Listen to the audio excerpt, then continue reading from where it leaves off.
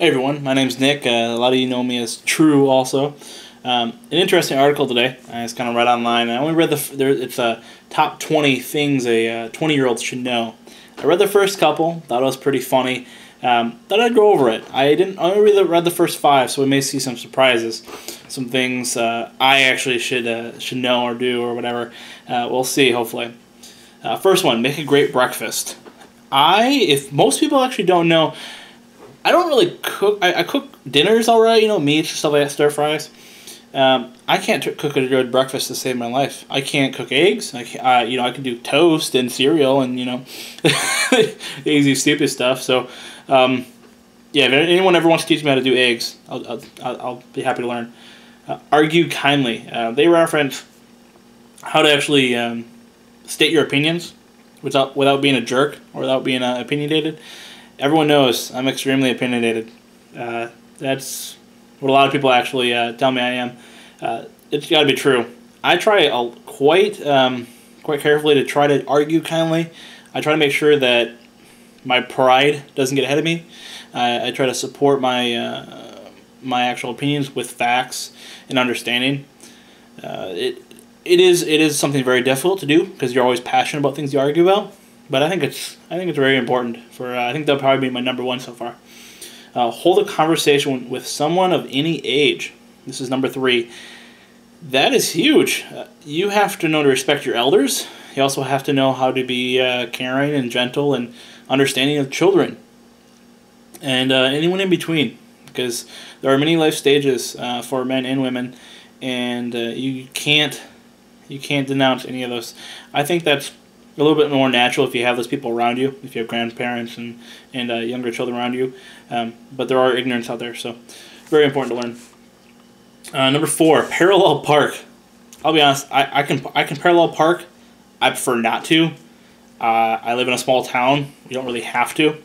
If there's not another parking spot within another maybe block tops, I don't know what you're doing or where you're at in my town, obviously. I think it's pretty easy. I just think I never want to do it. I always think I'm gonna hit something, or someone's gonna hit me, or door dings or whatever. It's not something I do, or I don't try to do, I should say. Defend your media choices. It looks like they reference what media you actually watch. Music. They really talk about music, but they also touch on books and what you watch. Why do you watch it? Why do you like it? Is it important to you because da-da-da? That's pretty self-explanatory. Know what you like, why you like it, not just because, oh, well, so-and-so listened to it, or it's in the genre you've always liked. Whatever. That one's kind of weak. Limit your online life. Hey, we're all online right now. I think this probably goes a little bit more, limit your online life when it's not appropriate. I think is to draw it out. Put the cell phones down. Call your parents, or just try to go see them. Interact with your family. Interact with people in the world. I go to the grocery store. I love to hold a conversation with another person, not because I'm trying to be a creeper. It's because I know it really is kind of a lost practice. Your whole town is a neighbor. I know in some larger cities and stuff that can be difficult just because everyone's so on guard, which they should be, but I think it's important. Approach a stranger. Number 7. I think that kind of goes on the same thing. It's actually be able to hold a conversation with someone you don't know or have never met or anything like that. That builds quite a bit of soft skills conversation. You understand body language. You do a lot better in job interviews. There's a lot of things that can go along with that. They don't cover any of that in this. They kind of just talk about, hey, meet people. But there's a lot of other things that are really important because of approaching a stranger.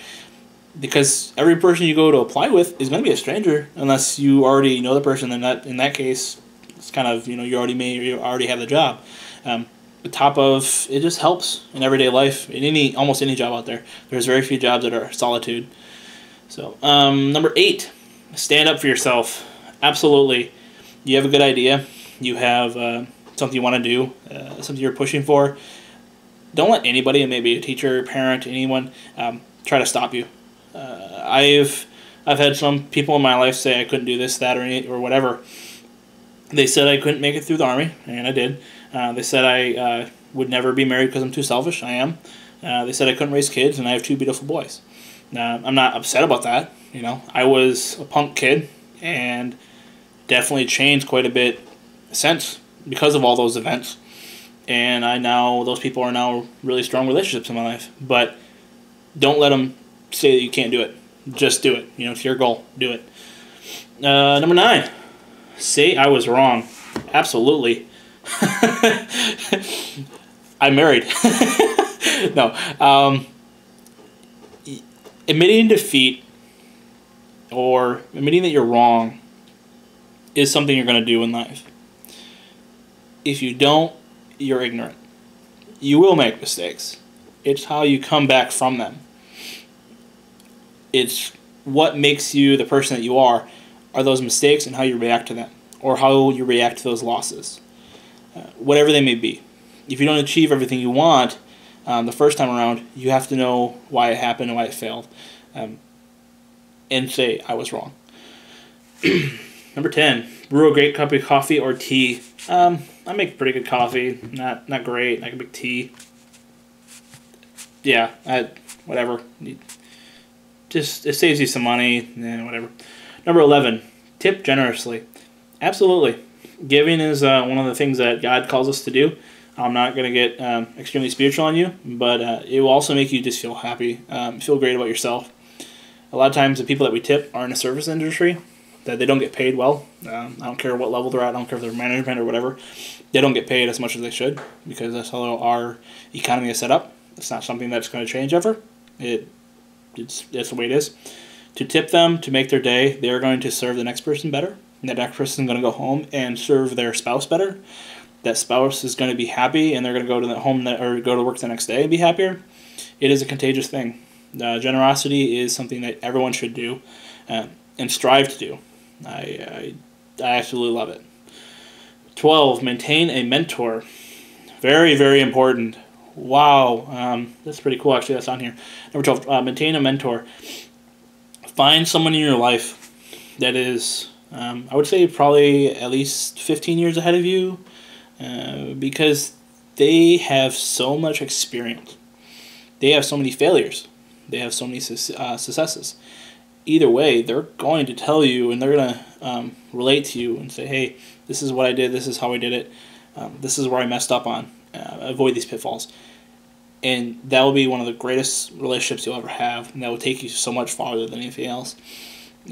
Mentors, very, very powerful. Number 13, bite your tongue. This is actually something I struggle with. I wouldn't say struggle with it. It definitely is a challenge. Always has been since I was little. The kid was doing a math problem, didn't get it right for like 5 minutes. I spoke up, got in trouble for it. It's not that simple. I always want to just be boisterous. I always want to show my opinion. That's where the opinionation comes from. So this is something I know I work on, and I've gotten a heck of a lot better than I used to. The military helped quite a bit with that by not allowing me to speak my mind whenever possible. So if you're not going to the military and you have this problem, try to be aware of it. Basically, look at yourself third person. Kind of like talk to yourself as conversations are going on, kind of thing. You'll discover that you're probably a jerk, or you're perceived as a jerk. 14, stay well rested. This is something I unintentionally endure because I don't think there's enough hours in the day. I go to work, I go to school full-time both, and I also do a little bit of work studying stuff on the side, and I also have a family of 4. Those are not excuses. Those are all things I want to devote time to help the rest of them, more importantly my family. And on top of that, I like to play video games and do videos and stuff like that, and they all take time. So I definitely, after this video, I'm going to go to bed and hopefully catch up on some sleep. And I am planning on hitting the gym next few days, so I'm going to be taking even more time out of my day, or at least waking up earlier. 15, respond to criticism. I loved getting criticism. I feed off of it. I love the challenge of it. I always want to know what I'm doing wrong. like right now I say a lot more than I usually do in videos because it's just one take. The top of, I have a lisp and all that stuff that I guarantee you if you've been annoyed by. Those are all things that are huge criticisms, and I try to work on them. I try to, especially in my scripted videos or my multiple takes, I try to pronunciate everything a lot more importantly. So we'll see as that time goes on. Write a cover letter. That's, yeah, if you're not doing your resume and a cover letter for each individual resume that you put out, try to individualize it, make it very specific for the job you're going towards or the career you're going towards. You're kind of hampering yourself. You are not setting yourself apart. You're not doing everything you possibly can to get the job, and in turn, you're just hampering yourself from your goals or the opportunities that are in front of you. There's plenty of references online. There are plenty of people that are out there to help you, professors, teachers, anyone in between. If you are 40, 50, 60, and you're trying to get back in the workplace, you are not above that rule. You're not going to go into a job and be like, well, I'm this old, so I'm going to get the job. No. It is a whole new job market. I have seen individuals come to me, I'm 24 years old, or well, I'm going to be 24 this year, and ask me about resume, ideas, resume corrections, stuff like that. And yeah, they were very messed up.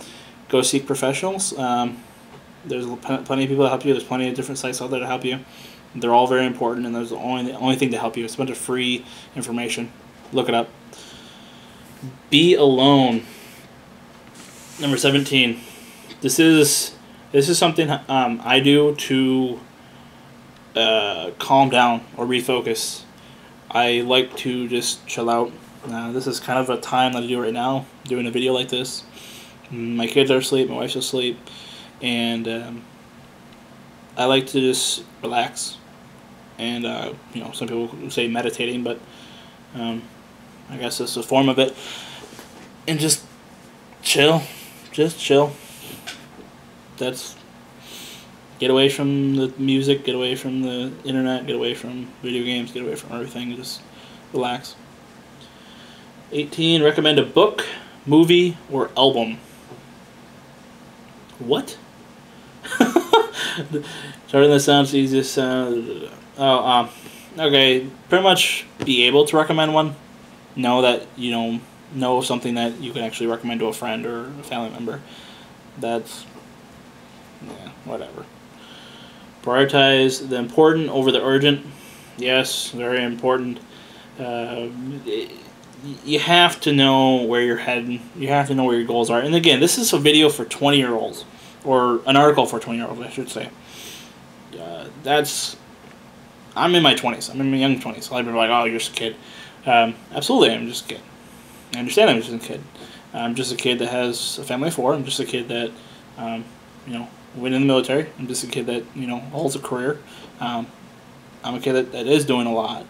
I'm not going to say that I'm better or worse than the other 23-year-old, but I will certainly say that I do have some life experiences, and I know how goals are, and I know how life can change those goals and distract you and tempt you away from those goals. So get back on track, stay on track, and really make sure your goals are set and you have those priorities, paying off whatever, getting whatever job, finishing whatever school. That is very hard to do in today's generation. Number 20. Hold on to a good friend. Wouldn't you know it? Number 20. My best friend is Ty. His name is Ty, and I'll probably reference him in many more videos or whatever. He is absolutely my best friend. He has been that way for the last 13 years. We have been through thick and thin. He just had his first child, got married last year.